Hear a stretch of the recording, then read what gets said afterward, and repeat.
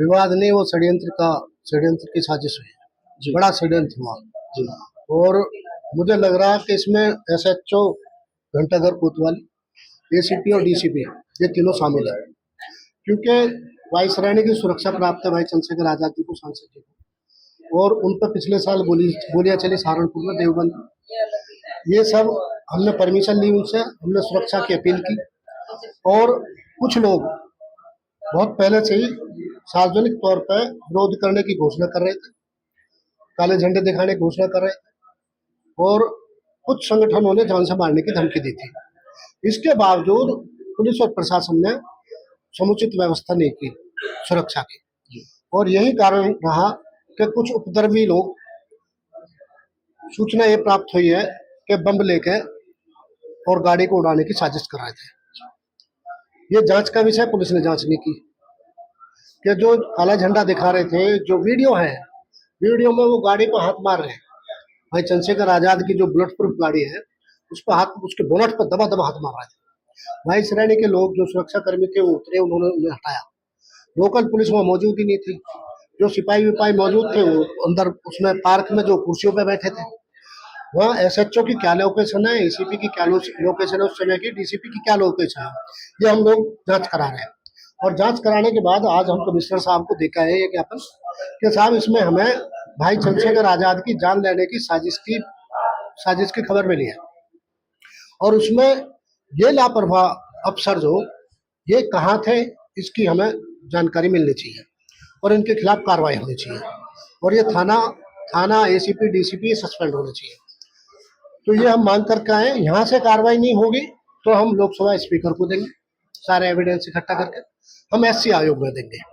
उल्टे हुआ ये है कि हमारे लोगों के खिलाफ एफआईआर दर्ज कर ली, और हमारे वाल्मीकि समाज के लोगों के घर पर पुलिस दबिश दे रही है, उन्हें गिरफ्तार 20 लोग जो पता तो ये भी चल रहा है, पुलिस सबको उठा रही है और पैसे ले लेकर छोड़ रही है, पता ये भी चला, उसकी भी जांच कर रही है। और इतने कमजोर तो हम भी नहीं है, हमारा संगठन है, हमारे पास भीड़ है, हमारे पास लोग हैं, और हम अन्याय के खिलाफ लड़ते हैं। हम उपद्रवी लोग नहीं है, अन्ना हम ऐसे कायर हैं कि अभी कायराना हरकत करेंगे, कोई अफसर आएगा या कोई अधिकारी आएगा, कोई नेता आएगा तो उसके कार्यक्रम में व्यवधान करेंगे, किसी के यहाँ फंक्शन होगा वहाँ व्यवधान पैदा करेंगे। इतने बेअकले लोग भी नहीं है।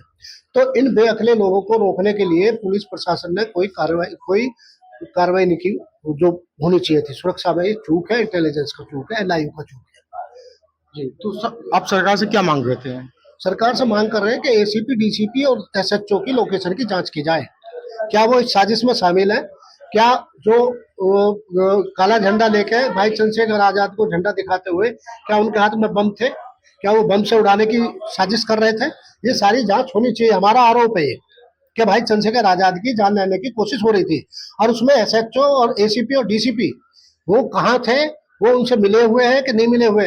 हमें इसलिए मिले हुए का शक हो रहा क्योंकि उन्होंने जो मारपीट करने वाले लोग हैं, भाई जब आप नहीं थे तभी तो मारपीट की, यदि आप मौजूद होते, यदि पुलिस वहां मौजूद होती तो झंडा दिखाने वालों को कौन मारपीट कर देता उनके साथ में? क्यों नहीं आपने डिटेन किया? पहले दिन मुख्यमंत्री आए तो आपने जो गाजियाबाद पेरेंट एसोसिएशन के अध्यक्ष शिवा त्यागी जी को क्यों डिटेन किया? इनको खुले छोड़ दिया।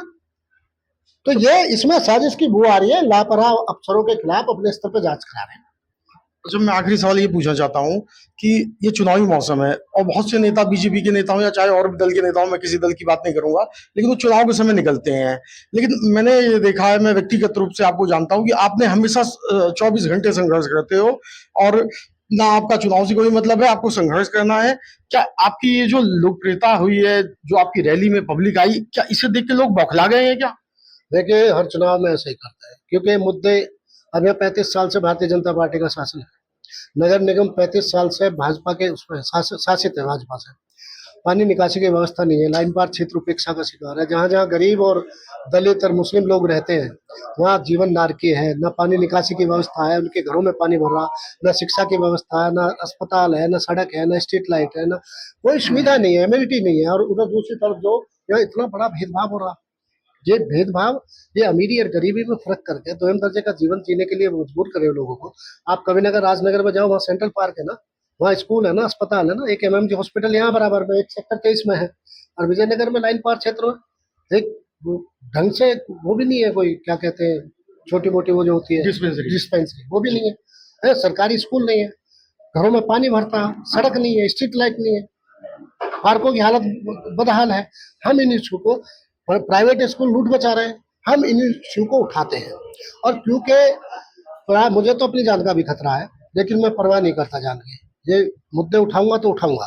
प्राइवेट स्कूलों में लूट मची हुई है, ज्यादातर school private school Bharatiya Janata party के लोगों के हैं, और इसीलिए ये लोग साजिश कर रहे हैं कि ये प्राइवेट स्कूलों के खिलाफ जो आवाज उठा रहा, ये अब बताओ 25,000 बच्चे एडमिट होने थे जी आरटी में, राइट टू एजुकेशन में 6,000 पे निपटा दिया, उसमें भी 3,000 पे जो, अब मैं तो कह रहा हूँ प्रशासन को चैलेंज कर रहा हूँ, इतना जोर हम पे दिखा रहे हो, उन पे दिखाओ ना जरा, स्कूल वालों पे 6,000 भर्ती कराओ ना, पता चल जाएगा।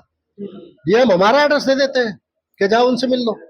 कोई अभिभावक वहां जाता है कि मेरे बच्चे का आरटी में चयन होने के बाद भी एडमिशन नहीं हो रहा, तो गाजियाबाद पेरेंट एसोसिएशन के पदाधिकारियों के फोन नंबर दे देते हैं डीएम साहब के, जाओ उनसे संपर्क कर लो। ये हैसियत है यहाँ डीएम साहब की और पुलिस और प्रशासन की। और बीएसए और एडीएम उत्तम स्कूल में पिछले दिनों देखा ना, कैसे कैसे प्रिंसिपल आगे आगे जा रही थी और एडीएम साहब उनके पीछे पीछे थे, बीएसए उनके पीछे पीछे थे। ये व्यवस्था हमें जाने दो जरा। अभी नगीना से सांसद गए लोकसभा में, आप लोग रोज देख रहे हो किस तरह से मुद्दों को उठाते हैं लोकसभा में, सबको पानी पिला दिया। काम करना पड़ेगा, राजनीति सुधार कर रख देंगे, हमें मौका मिलने दो। लखनऊ में जाने के बाद पता चलेगा कि हमें यहाँ गाजियाबाद जो तिजोरी में कैद हो गई है राजनीति, उस तिजोरी से बाहर निकाल के आम आवाम के हाथ में देनी पड़ेगी, तब आम जनता की कोई सुनेगा। आप बताओ, कहीं थाने में जाओगे, पुलिस और प्रशासन के पास जाओगे, किस नेता से बात करोगे? एक भी नेता है यहाँ? सारे बड़े बड़े व्यापारी हैं, अपना उद्योग चला रहे हैं, ज्यादातर के स्कूल है। दो शब्दों में गाजियाबाद की जनता से कुछ अपील करना चाहते हैं, क्योंकि आपकी बात जो है जनता सुनती है। अपील केवल यह है कि आप मुद्दों पे ध्यान दो, अपने मुद्दों पे, अपनी समस्याओं पर ध्यान दो। ये जो सांप्रदायिकता फैलाते हैं, ये जो पैसे वाले लोग हैं, ये मैं आपके मासूम बच्चों की लड़ाई लड़ रहा हूँ। मैं एक भावुक कबूल कर रहा हूँ, मैं आपके छोटे छोटे बच्चों की, आपकी नस्ल की, उनकी पढ़ाई की लड़ाई लड़ रहा हूँ। इस लड़ाई में मेरा सहयोग।